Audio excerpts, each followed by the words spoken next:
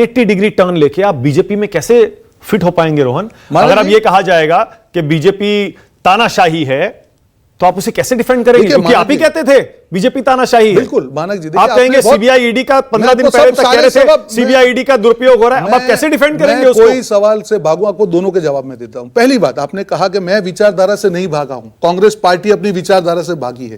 Congress party का हमेशा centre approach, अगर 60 साल तक कांग्रेस पार्टी सत्ता में रही है तो कांग्रेस पार्टी सेंटर में थी, ना लेफ्ट थी ना राइट थी, और इसीलिए लोग रिस्पेक्ट करते थे कि सनातन की बात, महात्मा गांधी का सेक्युलरिज्म क्या था कि मैं हिंदू भी हूं, मैं मुसलमान भी हूं, मैं सिख भी हूं, मैं ईसाई भी हूं। आज की कांग्रेस पार्टी का क्या सेक्युलरिज्म है? मैं हिंदू भी नहीं हूं, मैं मुसलमान भी नहीं हूं, मैं सिख भी नहीं हूं, मैं ईसाई भी नहीं हूं। अरे ये चेंज है। लेकिन रोहन, ये चेंज कब आया? ये अभी आया है 2 साल से। ये जब से ये तो 2 साल क्या कर रहे थे आप कांग्रेस पार्टी में? मैं वही बता रहा हूं, मैं फेस कर रहा था कि कांग्रेस का सोल्जर हूं, पार्टी के प्लेटफॉर्म में हर जगह पे ये रेस किया। जब सनातन की बात आई तब मीटिंग में हम सब ने, मैं अकेले की बात नहीं कर रहा हूं, जितने प्रवक्ता है सबने कहा कि ये सेंटीमेंट के खिलाफ जा रहे हो, एटलीस्ट आपको एक स्टेटमेंट देना चाहिए, कुछ भी करके ये जो डीएमके के है उसके खिलाफ बोलना चाहिए। हमको कहा गया कि इसके ऊपर हम कुछ नहीं बोलेंगे, पॉइंट नंबर 1। दूसरी बात, हम राष्ट्रवाद की बात कर रहे हैं, ये दोनों सेंट्रल लाइन थी, ये कांग्रेस के नैरेटिव थे जो आप बोल रहे हैं विचारधारा, जिसके कारण मैं जुड़ा हुआ था।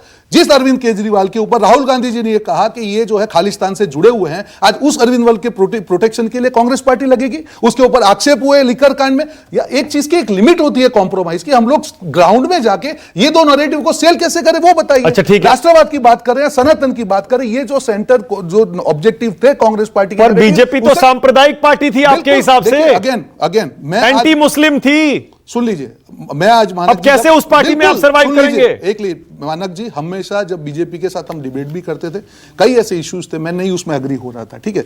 आज मैं पार्टी में जुड़ा हूं, 2 चीजें आप समझिए कि देश की जनता क्या चाहती है। एक फॉरवर्ड लुकिंग अप्रोच कि जब 2047 की एक पार्टी बात कर रही है, आपका विरोधाभास की मैं बात कर रहा हूं। आप तो 1 महीने पहले तक कहते थे ये पार्टी देश को पीछे ले जा रही है। मैं आपको बता रहा हूं ना, आप मेरी बात सुन लीजिए। अब आप 2047 की बात कर रहे हैं। मैं आपको देखिए, इन सवालों का रोहन आपको ईमानदारी से सामना करना पड़ेगा। मैं कभी भी भागने वालों में से नहीं, और इसीलिए यहां पे बैठा हूं। हाँ। मानक जी, कोई गौरव वल्लभ, मैंने भी उनसे तीखे सवाल किए। देखिए सुनिए मानक जी, मैं बिल्कुल सुनूंगा, और मैं यहां पे बैठा हूं, मैं कहीं जाने वाला नहीं हूं, आपके सारे सवालों का जवाब देके जाऊंगा। देखिए मानक जी, हर पार्टी, वो कांग्रेस पार्टी हो या बीजेपी हो, हर पार्टी के कुछ प्लस होते हैं, माइनस होते हैं। जब आप पार्टी के प्रवक्ता होते हैं तो पार्टी के जो भी नेगेटिव साइड होती है आप पार्टी फोरम में बात करते हैं, पर आप जब डिबेट पे आते हैं तो पार्टी का जो स्टैंड है आपको उसको रिप्रेजेंट करना मैं यही आपसे सुनना चाह रहा हूं, जिम्मेदारी है। बस मैं यही आपसे सुनना चाह रहा हूं, आपको यही कहना चाह रहा हूं। दूसरी बात, जब भी आपने बीजेपी की बात करें, फॉरवर्ड लुकिंग अप्रोच, जो पार्टी 60 साल से देश में शासन किया है वो क्या ऑल्टरनेटिव नैरेटिव दे रही है? 2047 का मोदी जी का विजन है, हमारा ऑल्टरनेट क्या? मतलब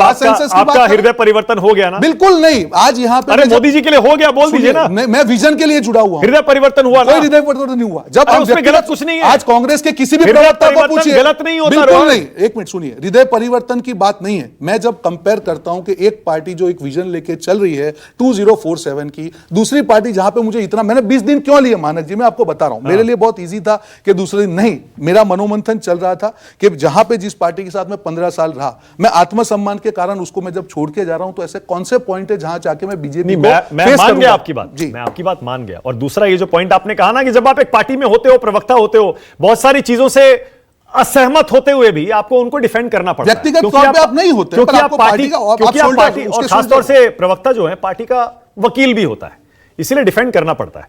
अब जरा ये तस्वीर देखिए, जरा